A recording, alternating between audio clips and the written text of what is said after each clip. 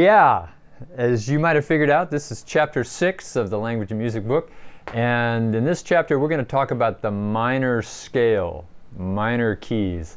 That piece, of course, is the Bach Toccata in D minor. It's probably the favorite choice for all the carnival spook houses and any kind of scary places in the world. That's pretty cliche. But it is amazing how just that sort of association really helps us identify the difference between major and minor. You know, every little kid who would walk in the room and hear that, they might not know a thing about music theory, but they definitely would hear that and think creepy, monster, danger. And it's that association through movies, through television, we grow up with, and we start to identify minor keys with the bad guys, major keys with the good guys. One of my favorite Far Side cartoons is the the one in the Wild West saloon where there's the piano player and the banjo player, and Black Bart, the evil outlaw, comes busting through the doors of the saloon, and the piano player looks at the banjo player and says, "Hey Willie, here come the bad guys, minor key." But that's pretty much how it works. You know, our brains associate minor keys with danger and bad guys, like Darth Vader versus Luke Skywalker kind of thing.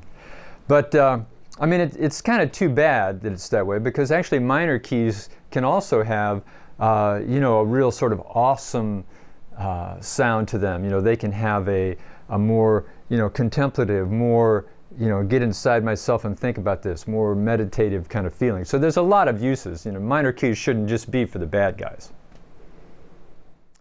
I mentioned the Star Wars themes.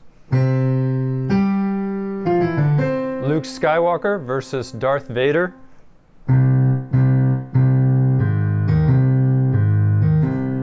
That's a real obvious difference between C major and C minor. So it's pretty obvious when you know Darth Vader is going to walk on the scene and you hear that music start to come in. Pretty obvious, and that obvious difference is the difference between major and minor. Another interesting one would be take the song Mighty to Save, for instance. Our God is mighty to save. Obviously in major versus G minor. Our God is an awesome God. That's the difference between G major and G minor. Now bear in mind that, I would guess 90%, 95% of the modern worship music that we do is in major keys. But there's a few songs that are in minor. Another one that comes to mind is the Brooke Fraser song she did with Hillsong, Desert Song. This is my prayer in the desert. So, to me, when I think of that song, it's a minor key, but, my prayer in the desert, when all that's within me is dry, it's good. It's a good setting for a minor key because it's kind of crying out to say, it's my prayer in the desert when all is dry.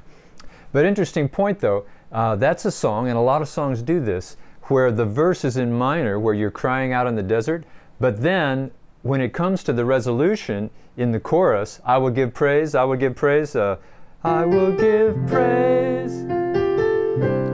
Then it goes to what's called the relative major key. See, minor keys and major keys, there's a relationship called the relative minor. And what that is, think of it this way. Let's go back to our home key C major. Here's C major. Now you remember C major has no sharps or flats, right? The key signature, no sharps or flats. It's all white keys.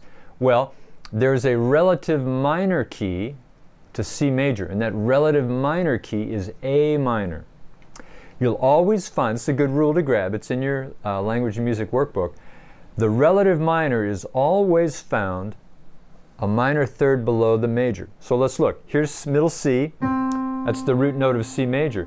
The relative minor that shares the same key signature is found a minor third below on A. So C major and A minor.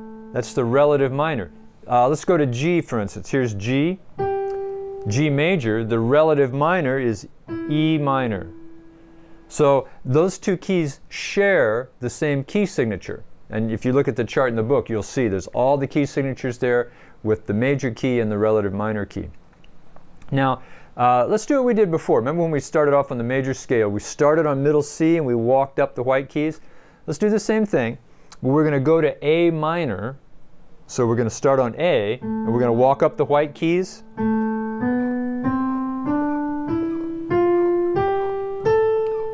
So if you did that, you've just played your first A minor scale.